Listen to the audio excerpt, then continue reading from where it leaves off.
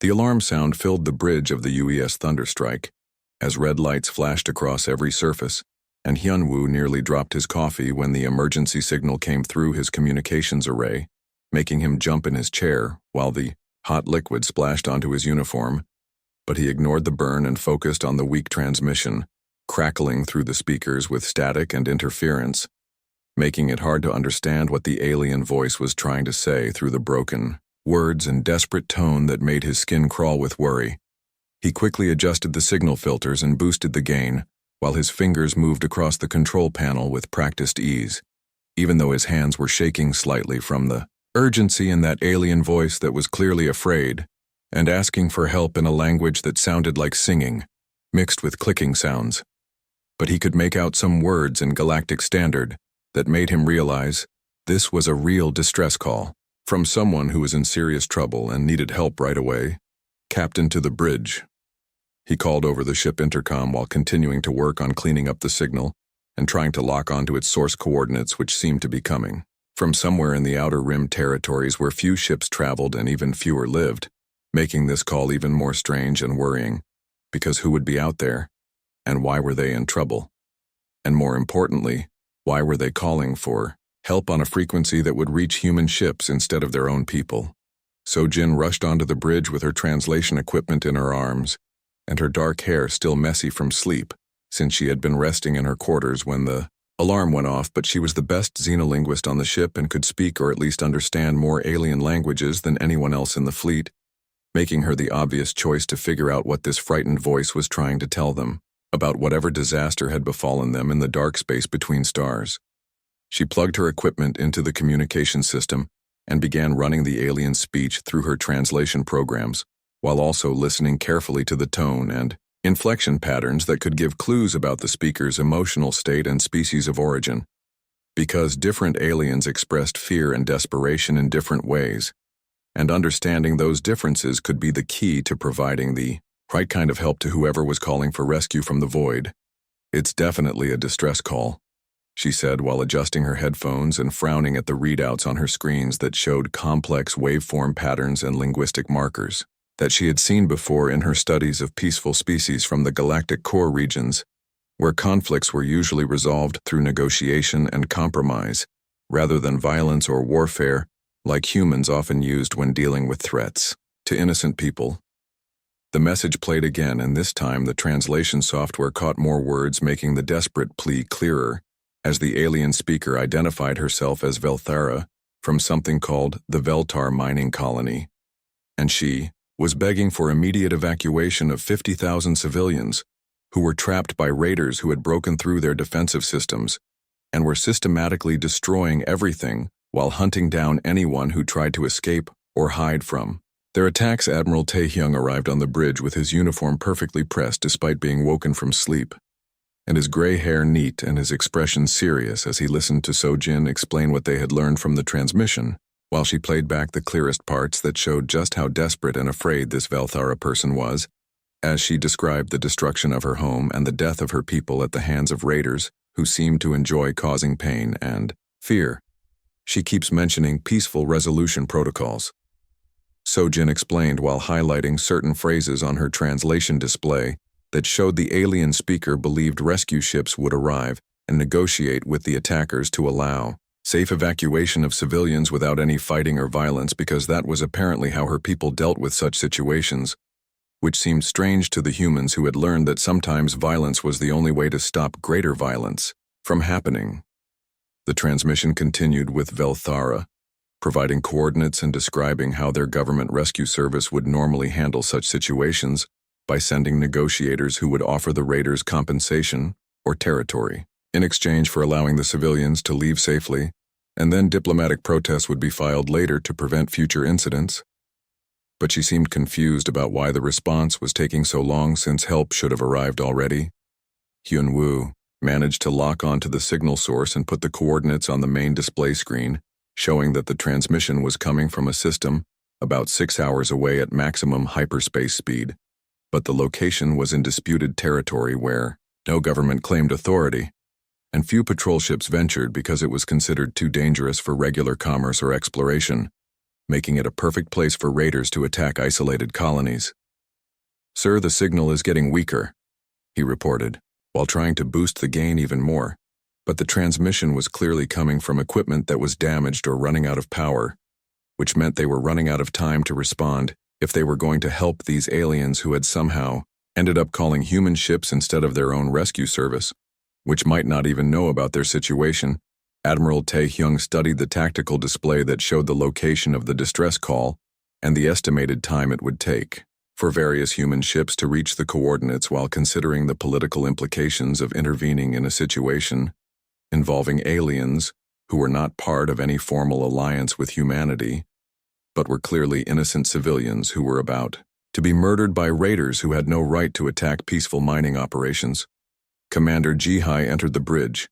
and quickly reviewed the situation reports that were streaming across her tablet, while she prepared to advise the Admiral about the legal and military aspects of responding to alien distress calls in disputed territory, where human intervention might be seen as an act of aggression by other galactic powers who preferred to handle such matters through diplomatic channels that took weeks or months to produce results. "Admiral, we have no treaty obligations to these aliens," she said, while pulling up the relevant regulations and protocols that governed human military operations in neutral space.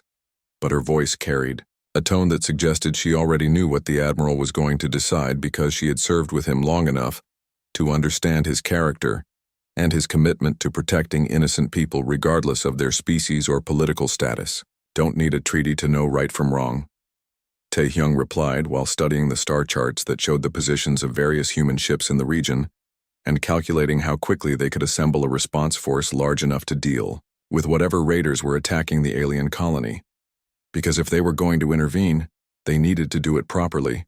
with enough force to ensure success and prevent further casualties.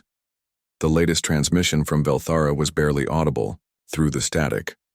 but Sojin managed to extract enough information to understand that the raiders were not just looting the colony, but were systematically exterminating the population for what appeared to be sport or some kind of twisted entertainment, rather than any practical military or economic purpose, making the situation even more urgent and horrifying.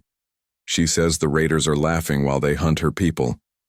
Sojin reported with tears in her eyes as she listened to the alien woman describe the sounds of her children screaming,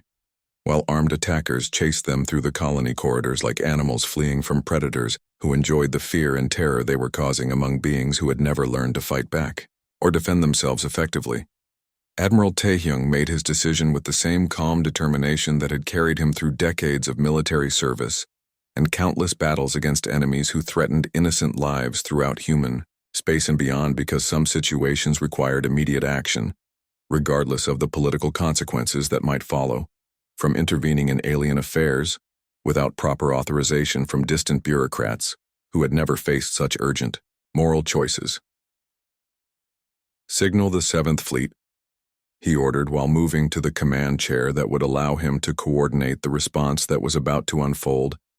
because 50,000 innocent beings were about to die unless someone with the power and will to act decided that their lives mattered more than regulations and diplomatic protocols that were designed for peaceful times, rather than moments when every second of delay meant more deaths. "All ships are to respond immediately to these coordinates with full military readiness," he continued,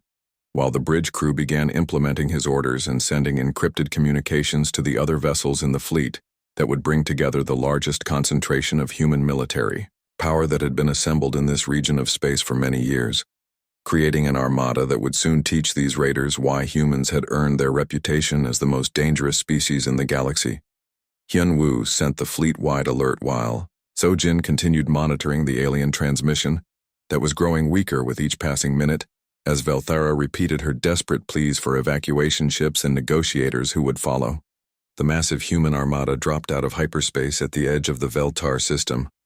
like a swarm of metal predators emerging from the void, and the sight of so many warships bristling with weapons that the Catherians had never seen before filled their sensors with readings that made no sense, because these were not the evacuation vessels they had expected,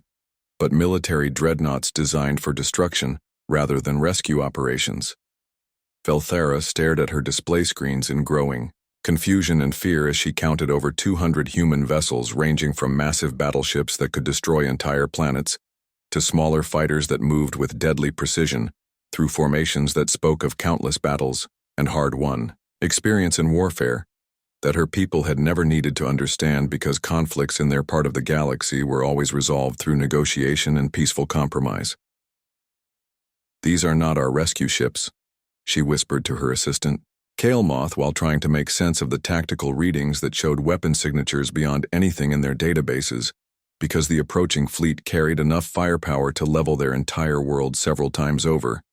and she could not understand why anyone would bring such overwhelming force to what should have been a simple evacuation operation. The lead vessel opened communications, and Velthara nearly fell from her chair when the face of Captain Minho appeared on her screen with scars across his weathered features and eyes that had seen too much death and destruction for her peaceful mind to comprehend. Because predator species were only legends and horror stories to her people who had never encountered beings that had evolved to hunt and kill with such obvious efficiency. "This is Captain Minho of the UES Iron Will responding to your distress call,"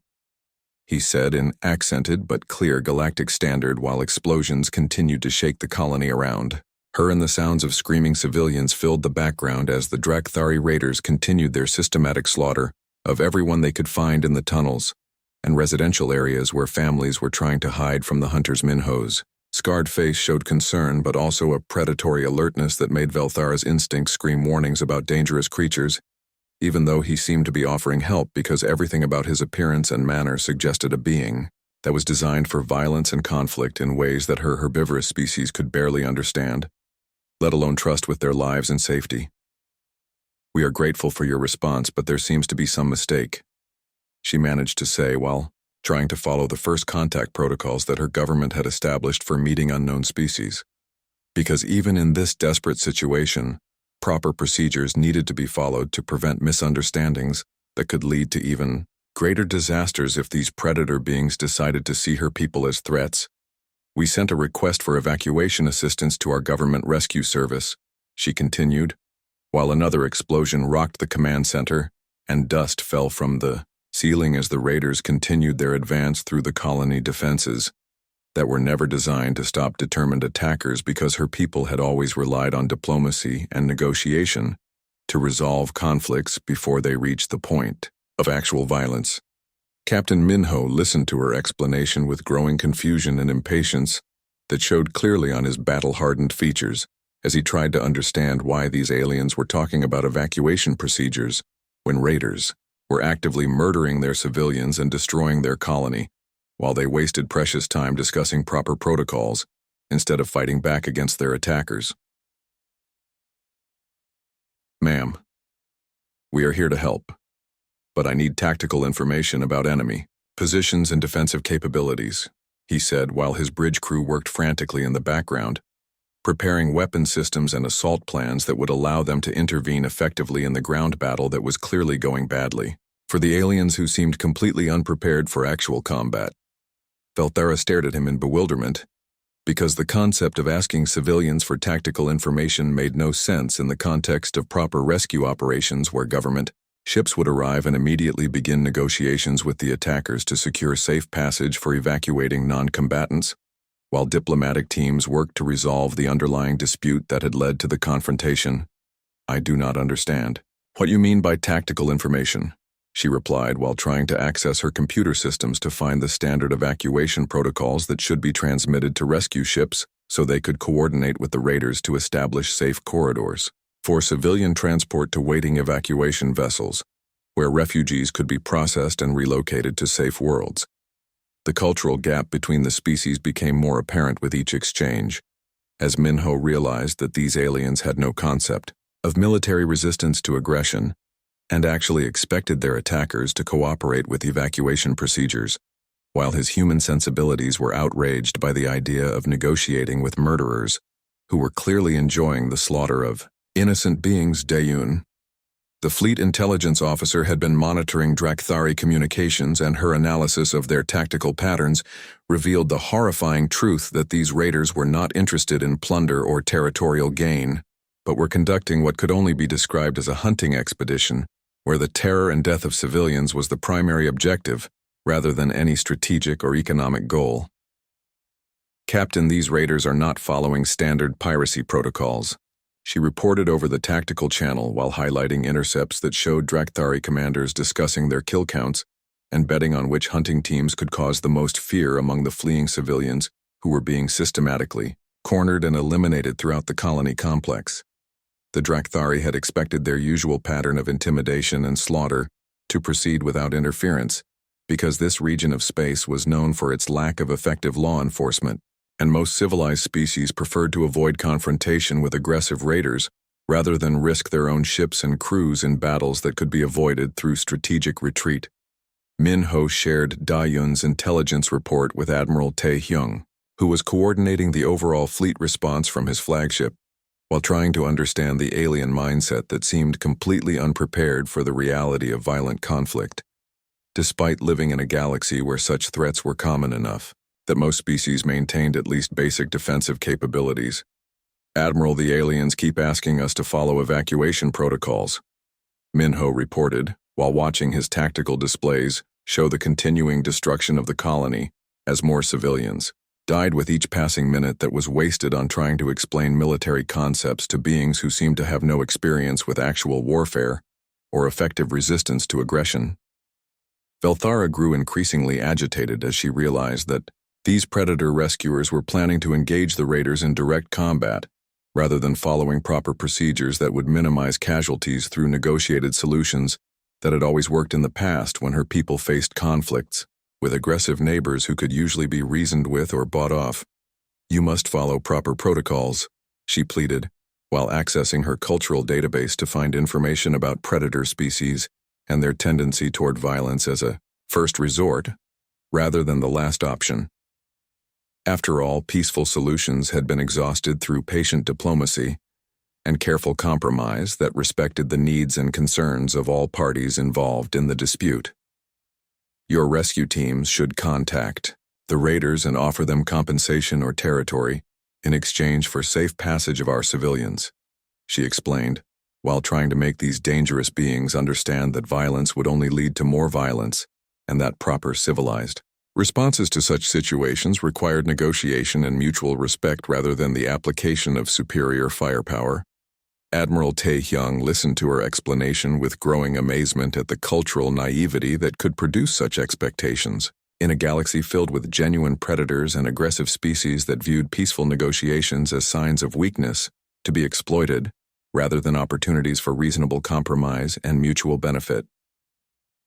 "Ma'am, with respect, your people are being hunted for sport," he replied while reviewing the latest intelligence reports that showed Drakthari raiders had established hunting blinds throughout the colony and were taking trophies from their victims while broadcasting their kills to other raider groups as entertainment and demonstration of their hunting skills.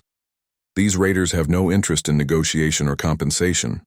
he continued while his tactical officers prepared assault plans that would allow human forces to eliminate the threat quickly and efficiently before more civilians could be killed by hunters who saw their victims as nothing more than prey animals, to be stalked and slaughtered for amusement. The concept that the raiders might not be interested in peaceful resolution was so foreign to Velthara's worldview that she struggled to process the information, even as explosions continued to rock her command center,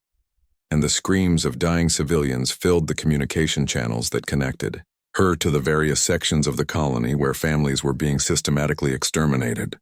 The first wave of human fighters screamed down through Veltar's atmosphere like falling stars of death and destruction, as squadron leader Dongjin led his pilots in a precision strike against Drakthari positions that had been identified through thermal imaging and communication intercepts, while the raiders below continued their systematic slaughter of civilians who had never imagined that rescue could come in such a violent and terrifying form. Dongjin's fighter craft moved with predatory grace through the colony's airspace as he coordinated targeting data with his wingmen, who had trained for years to deliver surgical strikes against enemy positions while minimizing collateral damage to civilian infrastructure, because human military doctrine emphasized the protection of innocents even when engaging in total warfare against those who threatened them.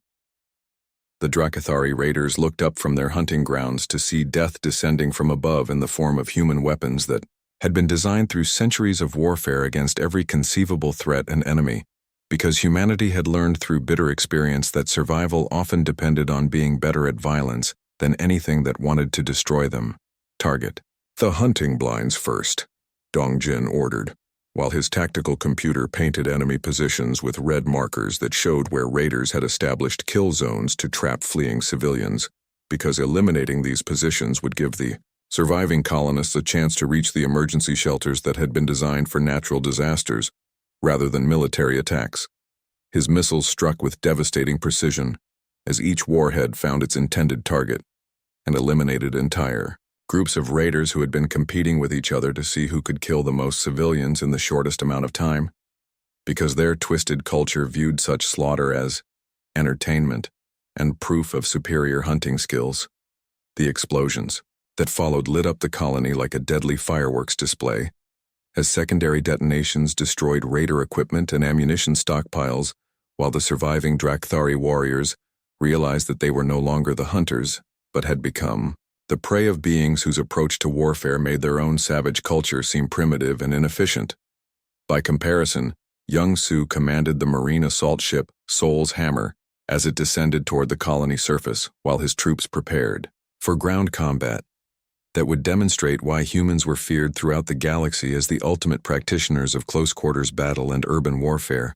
where every advantage had to be earned through superior training and absolute ruthlessness toward those who threatened innocent lives. The Marines deployed from their dropships with equipment that the watching Cytherians could not understand, because human military technology had evolved through constant warfare and the need to survive. On worlds where everything was designed to kill anything that showed weakness or hesitation in the face of mortal danger, Subin moved through the colony corridors with her medical kit in one hand and her rifle in the other as she demonstrated the dual nature of human warriors who could provide gentle care to wounded civilians while simultaneously eliminating any threat that approached her patients, because the protection of innocence required both healing skills and the ability to destroy those who would cause further harm. She knelt beside a wounded Cytherian child while keeping her weapon trained on a corridor where movement had been detected, because human soldiers learned early that mercy toward innocence and ruthlessness toward enemies were not contradictory concepts but complementary aspects of effective military operations in complex environments. The Drakthari had never encountered anything like the human approach to warfare where every soldier was a specialist in multiple combat disciplines and could adapt to changing tactical situations with a speed and efficiency that came from evolving on a world where failure meant extinction and success required constant innovation in the face of deadly threats. Wu Jin coordinated orbital bombardment from his assault cruiser Incheon's Pride, while using targeting data provided by ground forces to eliminate raider positions with surgical precision that destroyed enemy capabilities while leaving colonial infrastructure intact, because human military doctrine emphasized the restoration of civilian life after the elimination of threats. His weapons struck with devastating accuracy, as each shot eliminated specific targets that had been identified as high priority threats to civilian safety while avoiding damage to hospitals, schools, and residential areas, where survivors might be hiding from the raiders who had turned their peaceful mining colony into a hunting ground. The orbital strikes created massive explosions that could be seen from space as raider positions were systematically destroyed by weapons that delivered precisely calculated amounts of destructive force to achieve maximum tactical effect while minimizing the risk of accidental damage to civilian facilities that would be needed for recovery operations. Velthara watched the human military operation unfold with a mixture of horror and amazement, as she realized that these predator beings possessed not only overwhelming firepower, but also the tactical sophistication to use that power with surgical precision in complex urban environments, where civilians and enemies were often separated by only meters. The efficiency with which human forces moved through her colony was unlike anything she had ever witnessed, because each soldier seemed to know exactly where to go and what to do, without the need for constant communication or detailed orders from higher command levels, making their coordination seem almost telepathic. Heywan led her squad through the residential sectors where families had been trapped by raider hunting parties that were systematically searching each dwelling for survivors to add to their kill counts, because the Drakthari culture measured status and success through the number of helpless victims that warriors could claim in their twisted competitions. Her urban combat training allowed her to navigate the colony's corridors with deadly efficiency as she used every architectural feature and piece of cover to her advantage, while closing the distance between her team and the raiders who had no experience fighting opponents that could match or exceed their own predatory instincts. The human soldiers moved like apex predators through their natural environment as they demonstrated tactical skills that had been refined through generations of warfare, on dozens of worlds against every conceivable type of enemy, because humanity had never had the luxury of avoiding conflicts that threatened their survival or the lives of those they had sworn to protect. Each engagement between human marines and Drakthari raiders was over within seconds, as superior training weapons and tactical coordination overcame the raiders' numerical advantage and familiarity with the colonial layout, because human military doctrine emphasized overwhelming force applied with maximum efficiency to minimize casualties among friendly forces. The Drakthari began to realize that they had encountered something far more dangerous than the helpless prey species they had expected to hunt, because these humans fought with a combination of savage ferocity and calculated precision that made their own warrior culture seem crude and ineffective by comparison. Admiral Taehyung monitored the battle from his flagship, while coordinating multiple simultaneous operations that demonstrated the human ability to conduct complex military campaigns across vast areas of space and planetary surface. Because his species had learned that successful warfare required the integration of all available resources and capabilities. His command staff processed tactical data from dozens of sources while maintaining real-time awareness of the situation, on the ground and in space, because human military commanders were trained to think several moves ahead of their enemies and to prepare contingency plans for every possible development that might affect the success of their operations. The systematic destruction of Drakthari forces proceeded with mechanical precision, as human units eliminated enemy positions one by one, while advancing through the colony in coordinated movements that prevented raiders from regrouping or establishing new defensive positions from which to continue their assault on civilian targets. Kyung-ho prepared his stealth destroyer Ghost of Busan for pursuit operations against any raiders who might attempt to escape the surface battle, because human military doctrine demanded the complete elimination of threats to prevent future attacks on innocent populations who could not defend themselves against such predatory aggression. The space around Veltar became a killing field as human warships demonstrated their superiority in every aspect of space combat, from sensor technology and weapons accuracy to tactical coordination and strategic planning, because they had evolved these capabilities through centuries of warfare against enemies who showed no mercy to those they conquered.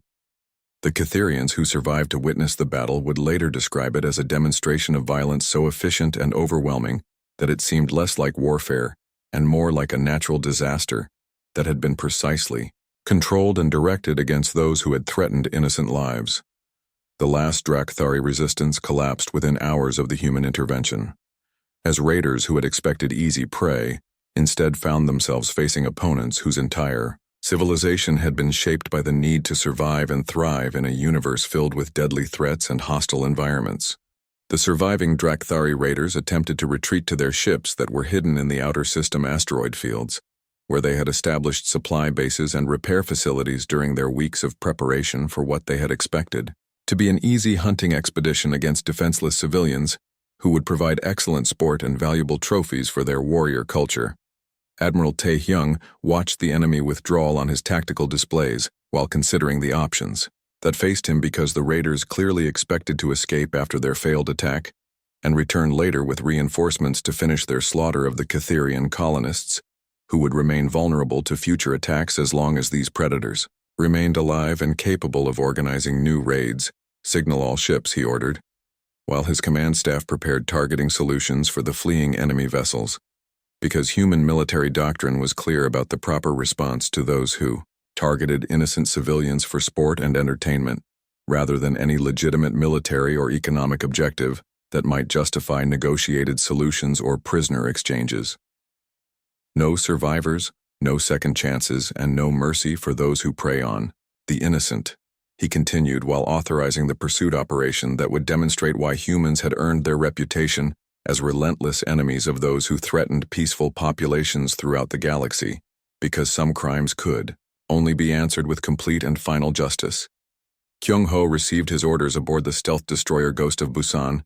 as he prepared to lead the pursuit of fleeing raider ships whose commanders still believed they could escape into the dark spaces between stars where human forces would be unable or unwilling to follow them into territory that held no strategic value for Earth's military interests. His ship moved through space like a predatory shadow as advanced stealth systems rendered it nearly invisible to enemy sensors, while its crew tracked the fleeing raiders through electromagnetic signatures and hyperspace disturbances that could not be completely hidden from human detection technology that had been refined through decades of hunting pirates and terrorists. The Kytherians pleaded with the human fleet to allow the raiders to escape, because their peaceful culture could not comprehend the concept of pursuit and total destruction of enemies who had withdrawn from combat, because such actions seemed unnecessarily violent and vindictive to beings who had never learned that some threats could only be eliminated through overwhelming force. Velthera transmitted desperate messages to Admiral Tae-hyung begging him to follow proper civilized protocols by accepting the raiders' withdrawal and filing diplomatic protests through appropriate channels, because her people believed that mercy toward defeated enemies was a sign of advanced civilization and moral superiority that should be demonstrated even in the most extreme circumstances. "Please, you must let them go," she pleaded, while her voice carried the confusion and horror of someone whose worldview was being shattered by contact with beings who understood that true mercy often required the permanent elimination of those who would continue to harm innocents. If given any opportunity to regroup and attack again, Commander Yoon-ji responded to the alien pleas with words that would become legendary among peaceful species throughout the galaxy as she explained the fundamental difference between human and Kytherian approaches to dealing with predators who viewed mercy as weakness and compassion as an invitation to commit even greater atrocities. "Predators do not learn from mercy," she said while reviewing tactical data that showed the fleeing raiders were already broadcasting recruitment messages to other Drakthari clans, describing the wealth and defenseless nature of the Kytherian colony that could be easily conquered by larger raider forces with heavier weapons and better coordination. "They learn from extinction,"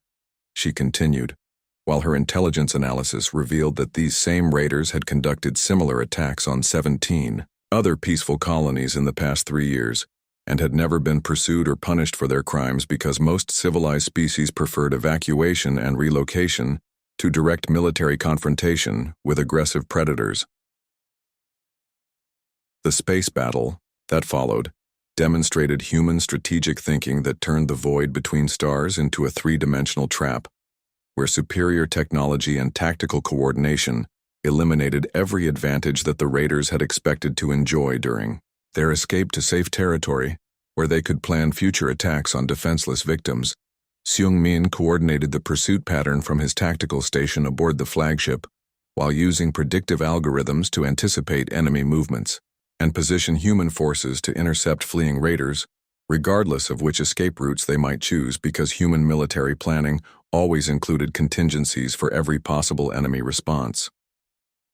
The tactical display showed human ships moving in complex patterns that seemed random until the trap began to close, and the surviving raiders realized they were facing opponents who had turned space combat into a precise science where every movement served multiple strategic purposes, and no enemy action could occur without an immediate and devastating response. Ginny led her interceptor squadron in the final phase of the pursuit, as human fighters demonstrated their superiority in every aspect of space combat, from acceleration and maneuverability to weapons accuracy and electronic warfare capabilities that had been developed through centuries of fighting in the harsh environment of deep space. Her pilots moved with deadly precision as they eliminated raider escorts,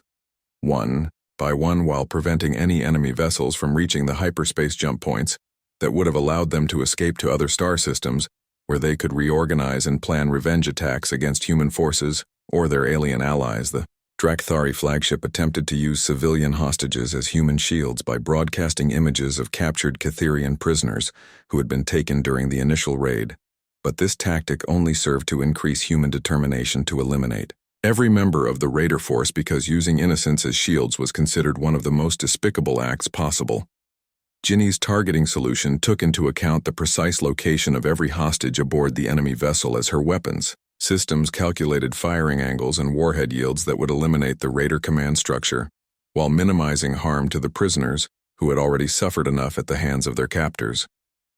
The final engagement lasted only minutes, as superior human technology and training overcame the desperate resistance of raiders, who finally understood that they were facing opponents whose commitment to protecting innocent life was matched only by their ruthless efficiency at eliminating those who threatened such lives. The enemy flagship exploded in a brilliant flash that could be seen throughout the system as its command structure was eliminated by precision strikes that had been carefully planned to rescue the hostages while ensuring that no raider officers survived to organize future attacks against peaceful populations who could not defend themselves. Velthara watched the destruction of the final enemy vessel with emotions that she could not fully process because her peaceful culture had no framework for understanding the kind of justice that humans delivered to those who preyed upon the innocent, for sport and entertainment, rather than any comprehensible military or economic objective. "What manner of beings are you that you make war seem like a science?" she asked while trying to comprehend how these predator allies had transformed the chaotic violence of raider attacks into precisely coordinated military operations that eliminated threats with surgical precision while protecting every possible innocent life.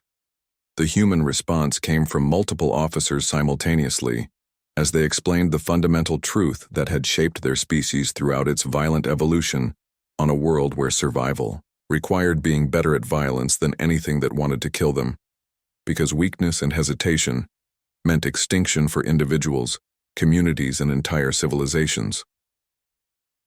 "We are the species that survived by being better at violence than anything that wanted to kill us," they replied while beginning the process of searching for any additional raider forces that might be hiding in nearby systems, because human military doctrine demanded complete elimination of threats to prevent future attacks on defenseless populations. The tactical computers began processing intelligence data recovered from destroyed enemy vessels, while human forces prepared to expand their search to include every possible hideout and supply base that the raiders might have established throughout the region, because allowing any survivors to escape would only postpone rather than prevent future attacks. The systematic destruction of the entire raider network proceeded with the same mechanical efficiency that had characterized the initial rescue operation, as human forces demonstrated their commitment to protecting innocent life through the complete elimination of those who would prey upon peaceful species for sport, and Prophet Admiral Tai Hyung coordinated the expanded operation from his flagship, while considering the broader implications of human intervention in this region of space, because other predator species would soon learn that attacking peaceful colonies might provoke responses from beings whose approach to warfare made even the most savage raiders seem primitive. The aftermath of the battle left the Catherian colony in a state of shocked silence as survivors emerged from their hiding places to witness the destruction of their attackers and the strange sight of human soldiers who had transformed from terrifying warriors into gentle protectors helping wounded civilians, and beginning the process of rebuilding what had been destroyed during the raid. Boram worked tirelessly to bridge the cultural gap between the two species, as she explained human motivations to beings who had never encountered a civilization that viewed warfare as a tool for protecting innocent life rather than conquering territory or resources, because her diplomatic training had prepared her for many situations, but not for helping pacifists understand why violence was sometimes necessary. She sat with groups of traumatized colonists who struggled to process what they had witnessed as human forces eliminated their attackers with an efficiency that seemed both miraculous and terrifying, because their entire worldview had been built around the belief that all conflicts could be resolved through patient negotiation and mutual understanding. "Your people saved us, but we do not understand why you came," one elderly Catherian said while watching human medics treat his wounded granddaughter with the same gentle care they would show their own families, despite being members of a species that had just demonstrated their mastery of violence and destruction. Boram explained that humans had evolved on a world where countless threats required constant vigilance and the willingness to fight for survival, but that this same harsh environment had also taught them to value and protect innocent life, because their own ancestors had often been the victims of predators who showed no mercy to the weak or defenseless, Admiral Tae-hyung addressed both the rescued colonists and the broader galactic community through Catherian communication networks as he delivered a message that would reshape interstellar relations for generations to come, because his words carried the weight of human military power and the moral authority of those who had risked their lives to save strangers. "We will not tolerate the targeting of innocents regardless of species or political boundaries," he said, while his scarred face and calm demeanor conveyed both the determination and the restraint that characterized human military leadership, because true strength meant knowing when to use overwhelming force and when to show mercy to those who deserve protection. His speech was broadcast throughout the galaxy by news networks and diplomatic channels that had never before carried such a clear statement of intent from a species that possessed both the capability and the willingness to intervene in conflicts that threatened peaceful populations who could not defend themselves against predatory aggression. Junho coordinated reconstruction efforts with Catherian engineers, who marveled at human technology and organizational capabilities that allowed massive projects to be completed in days rather than the months or years that such work would normally require, because human military doctrine included detailed plans for restoring civilian infrastructure after combat operations. The collaboration between the two species revealed that humans possessed not only overwhelming military capabilities, but also advanced civilian technologies and construction techniques that had been developed through centuries of rebuilding after wars and natural disasters on dozens of worlds throughout human space. Human construction teams worked alongside Catherian technicians to restore power systems, communication networks, and residential facilities, while medical teams established field hospitals and trauma counseling centers. Because human military operations always included comprehensive humanitarian assistance for populations that had been victimized by aggressor forces, Velthara found herself serving as the primary liaison between the two species as she worked with human officers to establish protocols for ongoing cooperation and mutual assistance, because her experiences during the crisis had given her unique insights into both cultures, despite the vast differences in their approaches to conflict resolution. She transmitted detailed reports to the Catherian High Council, describing her interactions with beings who seemed to embody contradictions that her people had never imagined possible, because these humans could be both terrifyingly violent and incredibly compassionate, depending on whether they were facing enemies or protecting innocents. "They are predators, yes, but they hunt only those who prey upon others," she wrote while trying to explain the human concept of protective aggression to leaders who had never encountered a species that used violence as a tool for defending rather than conquering, because such ideas challenged fundamental assumptions about civilization and moral development. Her reports became the foundation for new diplomatic policies that would govern Catherian interactions with human forces, as her government struggled to understand how to relate to allies who possessed overwhelming military superiority, but seemed genuinely committed to protecting, rather than dominating, weaker species. Chang Ho worked with Catherian officials to establish the first formal defense agreement between their species, as both governments recognized that some threats required responses beyond traditional diplomatic solutions,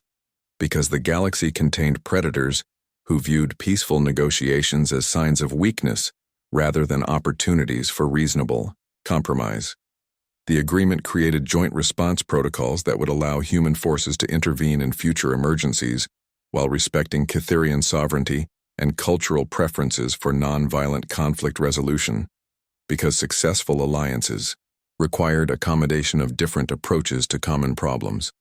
The negotiations revealed fundamental differences in how the two species viewed the relationship between strength and morality, because humans believed that superior capability created obligations to protect those who could not protect themselves, while Catherians feared that military power inevitably corrupted those who wielded it. Nari documented the entire incident through her embedded reporting that provided detailed accounts of human military operations and their interactions with civilian populations, because her work would become the primary source of information about humanity's emergence as a major galactic power. Her reports were transmitted throughout known space by news networks that had never before covered human military activities, because Earth's forces had previously operated only within their own territory and had not been involved in conflicts affecting other species. The stories she told emphasized both the devastating effectiveness of human military capabilities and the strict moral code that governed their use, because her observations revealed that these warriors fought not from bloodlust or territorial ambition, but from a genuine commitment to protecting innocent life. 6 months after the rescue operation, the first class of Catherian volunteers began training at the Human Military Academy on Luna, where they would learn that sometimes the greatest mercy required the swift application of overwhelming force against those who would harm the innocent, because effective protection of peaceful populations demanded both the will and the capability to destroy their enemies. The training program represented a fundamental shift in Catherian thinking about the relationship between violence and civilization, as young aliens learned military skills that their ancestors had never imagined needing, because they had always relied on diplomacy and retreat rather than direct confrontation. With aggressive species, human instructors worked carefully to help their alien students understand the moral framework that governed the use of military force, because weapons training without ethical foundation could create exactly the kind of predators that humans had sworn to eliminate from the galaxy. The graduates of this program would return to Catherian space as the nucleus of their species' first military force in over 1,000 years, because recent events had demonstrated that peaceful intentions were not sufficient protection against those who viewed such attitudes as invitations to commit atrocities. Other peaceful species throughout the galaxy began establishing similar training programs as word spread about human willingness to protect innocents regardless of their species or political affiliations, because the rescue of Veltar had demonstrated that somewhere in the darkness between stars were guardians who would fight battles that pacifist civilizations could not win. The galactic balance of power began shifting as predator species realized that their traditional victims now had powerful allies who possessed both advanced technology and the cultural commitment to use that technology in defense of peaceful populations who had never learned to defend themselves effectively.